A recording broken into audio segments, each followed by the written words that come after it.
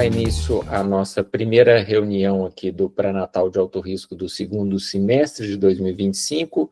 Hoje vai ser um artigo apresentado pela doutora Rebeca sob a orientação da professora Juliana Barra. Então, Rebeca, pode começar a sua apresentação.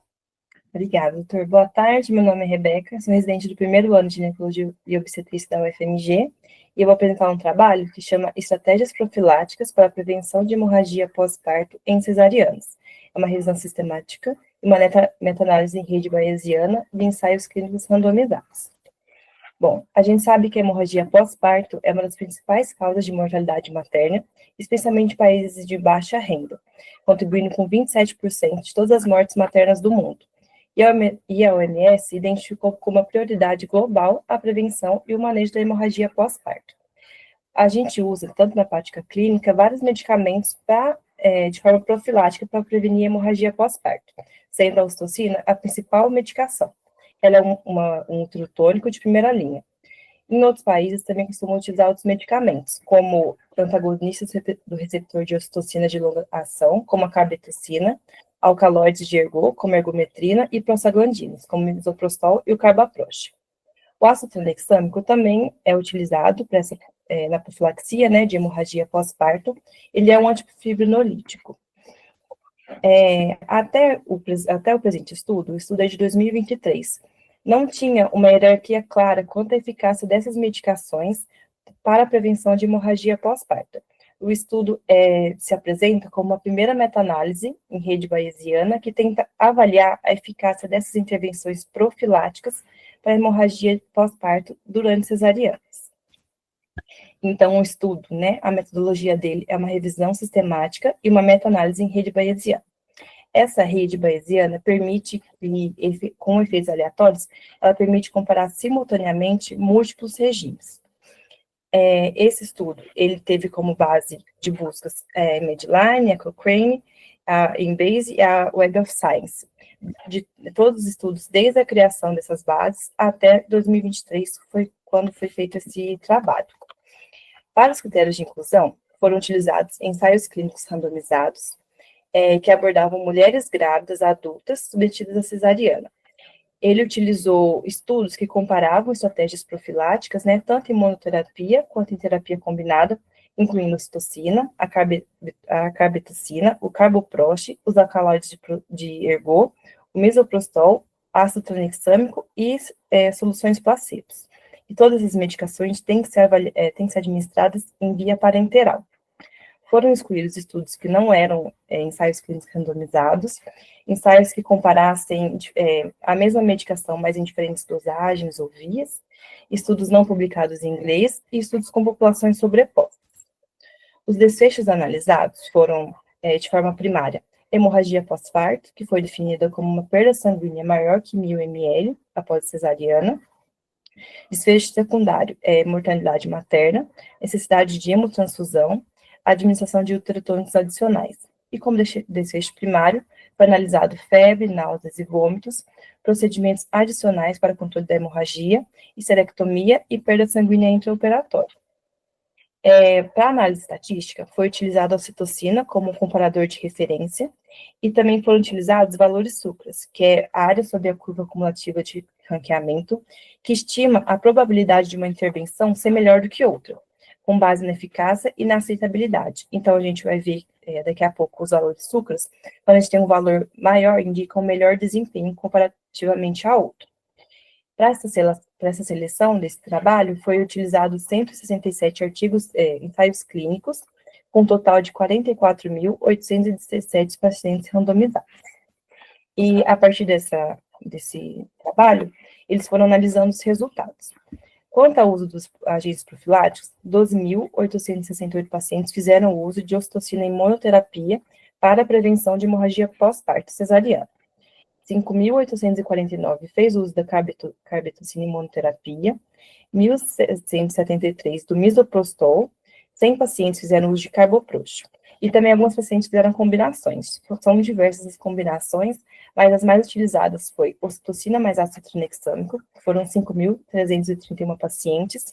Em segundo lugar, ocitocina mais misoprostol, que foi 2.983 pacientes. Quanto aos desfechos analisados, O principal deles é a incidência de hemorragia. De todos os valores ranqueados, as intervenções que tiveram menor taxa de hemorragia pós-parto comparada à ocitocina isolada, avaliando a prevenção para hemorragia, foi o uso da ocitocina mais o ácido tranexâmico, com um risco relativo de 0,44, ou seja, existe a chance de 64%, 66% menor de ter hemorragia pós-parto com o uso de ocitocina mais ácido tranexâmico do que comparado com a ocitocina isolada. Em segundo lugar, foi a carbetocina, com risco relativo de 0,54. Outro desfecho analisado também foi a necessidade de transfusão sanguínea, comparando com a ocitocina isolada.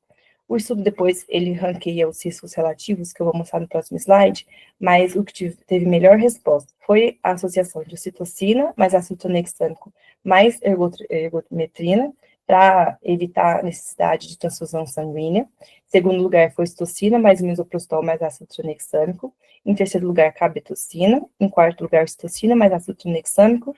Em quinto lugar, ocitocina mais alcaloides de ergo. Eu até trouxe a imagem do estudo, né, que comparou todas essas variações com o risco relativo de ter tanto o sangramento pós-parto, tanto quanto a necessidade de hemotransfusão. Os estudos, os ensaios clínicos com dados head-to-head, né, que você compara diretamente um desfecho ao outro. Para a hemorragia pós-parto e para a hemotransfusão, a associação de maior valor foi ocitocina mais ergotamina mais ácido tranexâmico, de forma superior à ocitocina mais misoprostol e superior à ocitocina mais ergotamina. E a carbetocina apresentou menor necessidade de transfusão comparado com o misoprostol. Outro exercício analisado foi a necessidade de adição de uterotônicos, né?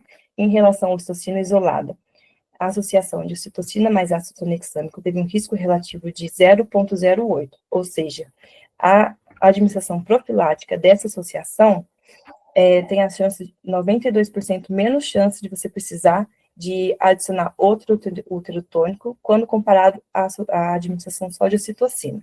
E, em segundo lugar, ficou a associação de ocitocina mais carboprost com risco relativo de 0,54. Aquele valor sucra, né, que a gente já compara a efetividade das medicações, em primeiro lugar, para hemorragia pós-parto, foi a associação de ocitocina mais ácido tranexâmico. Em segundo lugar, o uso e monoterapia de carboprost. Em terceiro lugar, de carbetocina. E em quarto lugar, ocitocina mais carboprost. Os que apresentaram os piores desempenhos foram a ocitocina isolada e o uso de misoprostol também de forma isolada.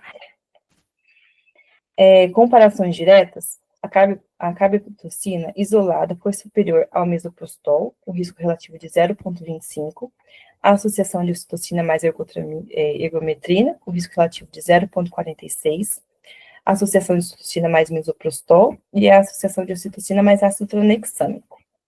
Então, em relação ao risco de hemorragia, a carbetocina, em relação à análise de dados sucra, apresenta uma chance de 40% menor de apresentar sangramento em relação à ocitocina mais ácido tranexâmico. Dos efeitos adversos, né, que foram os desfechos terciários avaliados, a febre foi mais comum com o uso de misoprostol. 11% dos pacientes que fizeram uso de misoprostol de forma isolada apresentaram febre. Náuseas e vômitos foram mais frequentes em pacientes que fizeram uso de ocitocina mais carboprost, 23%.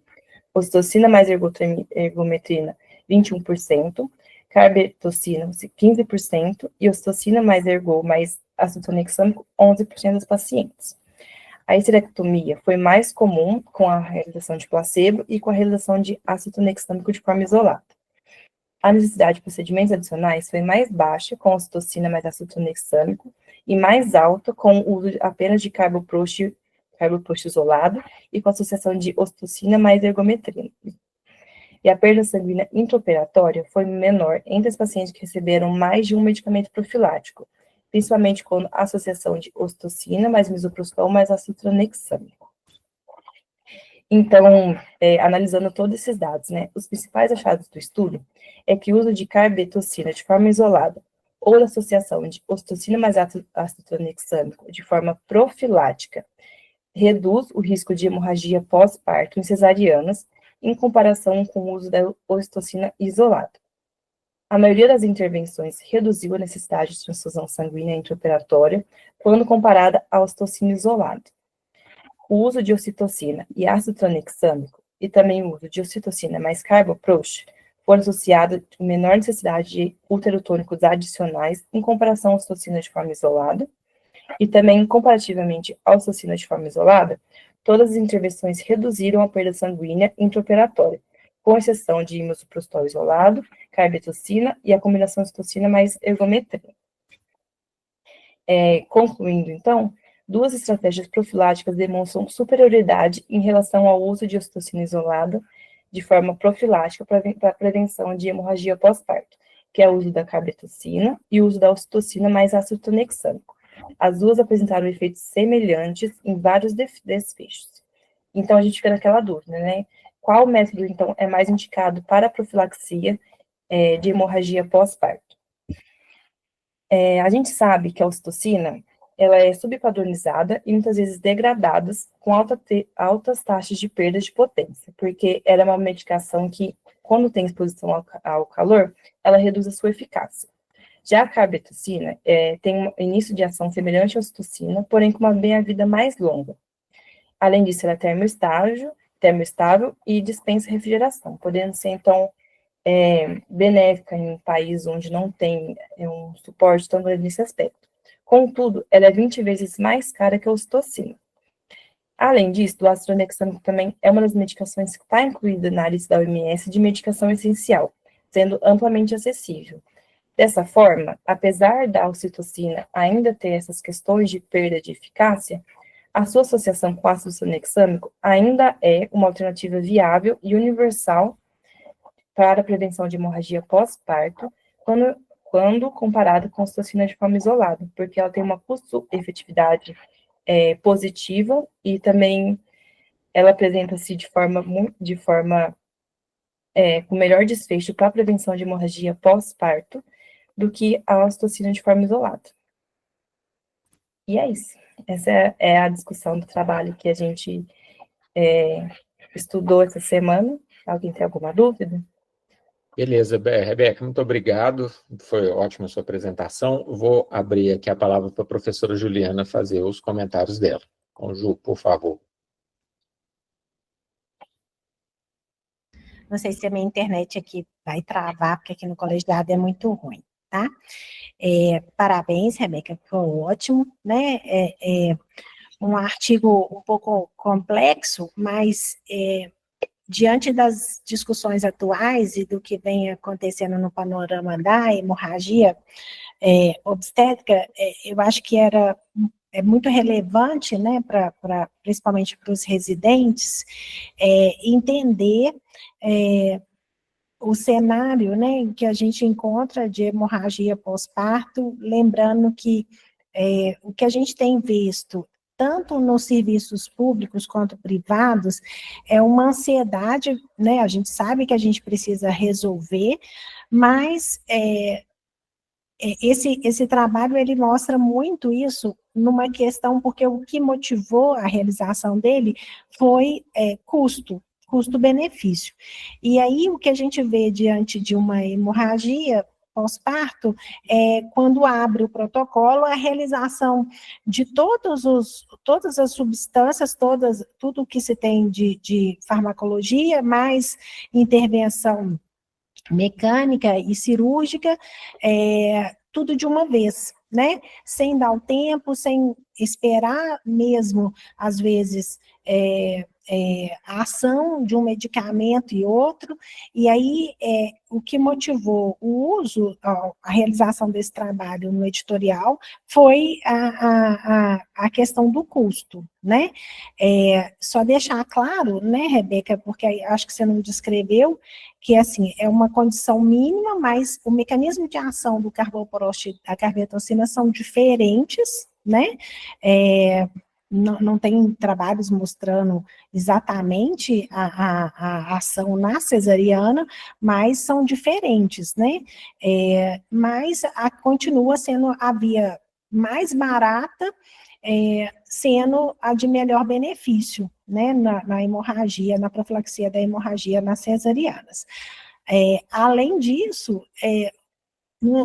antes de 23, tinha alguns trabalhos mostrando que o astronexâmico, isso ainda é controverso, ele não serviria como profilaxia, aí já esse estudo mostra uma ligeira, um aumento, né, dessa profilaxia. Então, são questões que a gente precisa reavaliar em protocolos e entender o que vai acontecer daqui para frente, né, já que é um trabalho com um N muito grande, maior de todos, por enquanto, e bem recente, né? Mas as suas colocações foram excelentes, né? Você conseguiu resumir bem o trabalho, né? Um trabalho um pouco complexo, e essa análise, né, supra, ela é muito interessante para a gente realmente entender o que está acontecendo, né? Ok, Ju, obrigado. Eu acho que a Isabela tem uma pergunta. Você quer falar, Isabela? Você levantou a mão por engano. Eu não escutei também, não. Porque ela levantou a mãozinha ali, mas... Acho que foi sem querer. Bom, realmente é uma metodologia bem complicada, porque essa metodologia de ver associações, ela é difícil, né, aqueles gráficos, mas ficou bem claro, né? A questão da hemorragia é sempre bom a gente rediscutir, porque é a principal causa de morte materna no mundo, né? No Brasil, a segunda causa, só atrás da hipertensão, e vocês veem muito aí no plantão, caso de hemorragia, mas, por outro lado, a gente já tem protocolos bem estabelecidos, né? Então, tem aquele passo a passo bem estabelecido, e vocês têm o privilégio de estar numa instituição que tem dois grandes especialistas, que são o Gabriel e o Álvaro, que são duas pessoas que estudam muito, fazem parte da comissão da FEBRASO. Então, essa questão de seguir o passo a passo lá no controle da hemorragia é super interessante. Eu acho que esse tipo de artigo que vocês apresentaram, ele serve para embasar mais os protocolos, né? Ele dá mais um parâmetro que a gente, um embasamento para a gente confiar que os protocolos que a gente está seguindo estão funcionando, né? A carbetocina, como a Juliana falou, ela já está disponível, ela tem disponível no Brasil, a gente está até com algumas ampolas lá no Hospital das Clínicas para testar, que a gente está fazendo um pequeno protocolo de pesquisa para não usá-las assim à toa também, não ter nenhum resultado. Então, nós ganhamos do laboratório algumas, então tem um protocolozinho que a gente está redigindo. E a vantagem dela é essa, dela ser termoestável, né? Mas, por outro lado, ela é muito mais cara. Mas o pessoal tem usado como profilático mesmo, intracesárea, ao invés de dar ocitocina, e parece ter um bom resultado. Eu tenho pouca experiência com a carbetocina, estou esperando esse nosso protocolo de pesquisa ficar pronto para a gente testar alguns casos lá no HC. Mas, de forma geral, eu acho que essas associações aí que vocês apresentaram são as associações que tem nos nossos protocolos, né? Ocitocina mais ácido tranexâmico, né? Misoprostol, etc. Está tudo aí na nossa rotina. Mas... Eu acho que veio só reafirmar, né? Estou lembrando da nossa cara, Mairuzinho, na hora que a gente foi ver o Java, eu acho que você perguntou o preço, né? Aham. Era 12 mil, né, reais cada unidade. A gente pôs uma cara de surpresa e o representante ficou para a gente. Porque, assim, às vezes a gente acha que o mais tecnológico é o que vai resolver, né? Mas a gente continua, a gente está dentro do protocolo, está atualizado, e a versão mais barata é que mais funciona. Que vai atender sem precisar de despender um custo muito elevado, que faz falta para nós, né? Tudo bem. Alguém quer fazer mais algum comentário, gente? Eura? Então, cumprimentar a Ju e a Rebeca pela escolha do artigo, né? A Rebeca pela apresentação. E só me chamou a atenção que a combinação mais usada aí, que a Rebeca falou, né? É a ocitocina, ácido tranexâmico e alcaloide de ergot, né? Sendo que não a gente é a nossa realidade. Pois não é a nossa realidade, a gente tem tantas hipertensas, né? Então, para nós, fica essa combinação Mas é Quase porque nunca é vários possível. desses trabalhos foram feitos na África, Yura, e aí é o que tem mais barato, e eles usam esse esquema. Mas tá no nosso protocolo numa segunda linha, né? Sim, claro, é. Só isso mesmo. Parabéns, gente, foi ótimo. Ok, gente, então vou agradecer a presença de todos. Semana que vem a gente retorna com a apresentação de um caso clínico. Então, obrigado, boa noite para todo mundo. Obrigada, boa noite.